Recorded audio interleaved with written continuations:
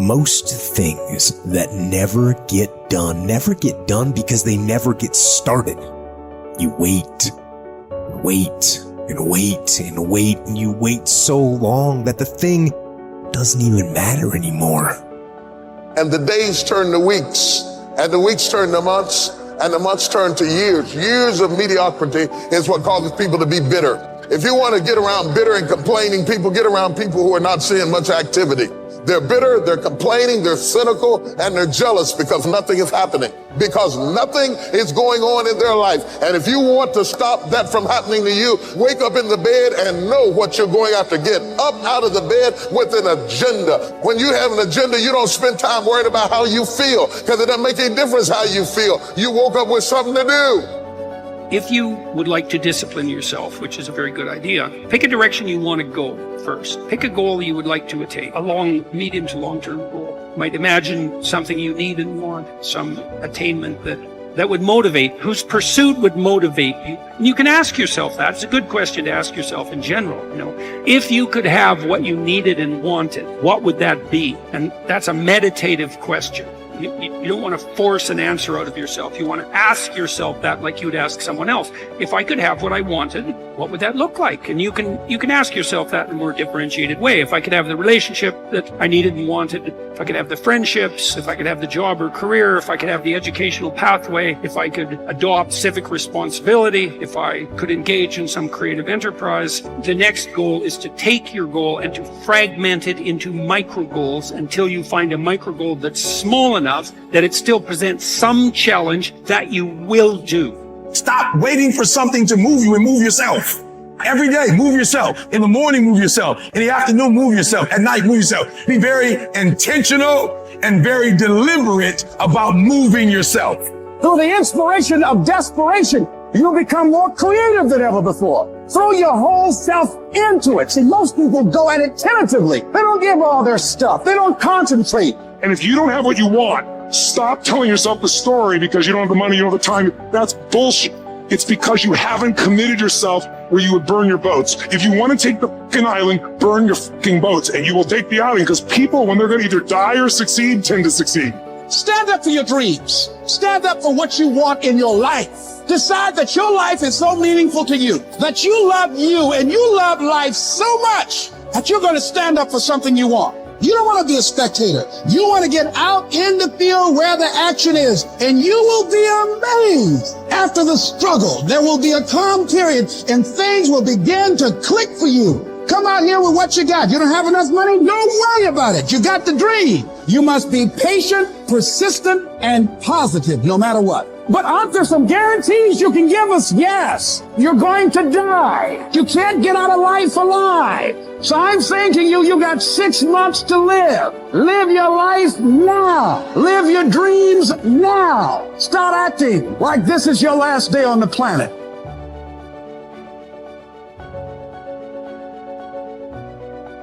Have you ever heard the expression, I don't know where it all goes? Well, from now on, make a new commitment to financial independence and to the value and the feeling that comes from knowing where it all goes and where it all comes from.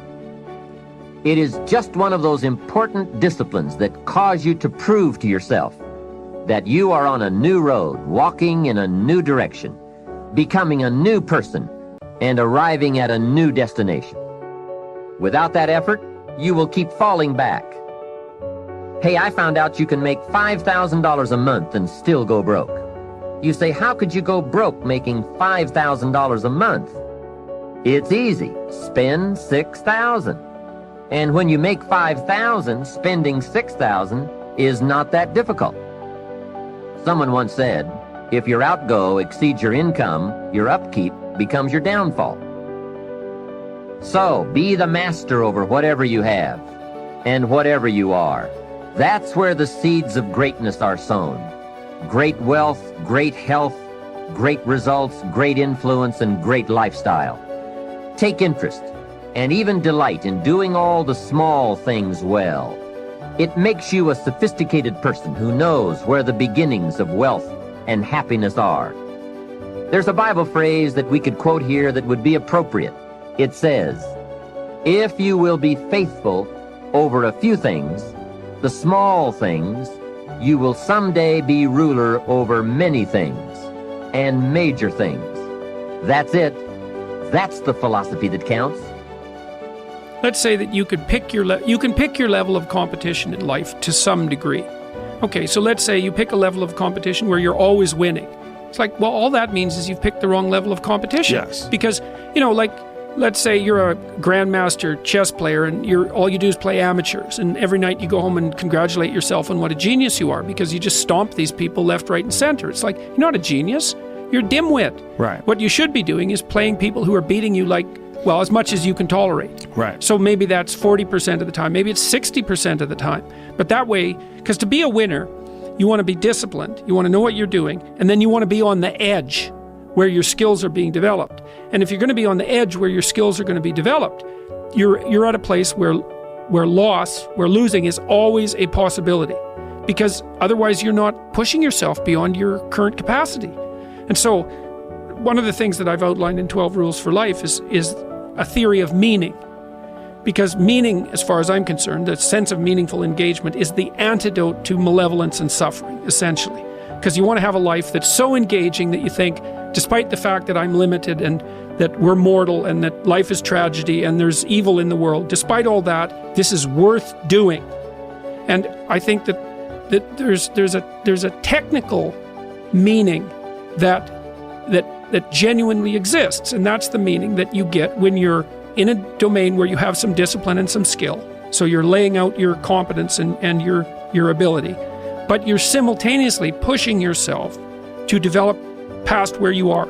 That's really engrossing. And what that is doing is expanding your competence. And so life is suffering and betrayal in many senses of the word. But you can adopt a way of traversing through life that is more powerful than the tragedy and the malevolence.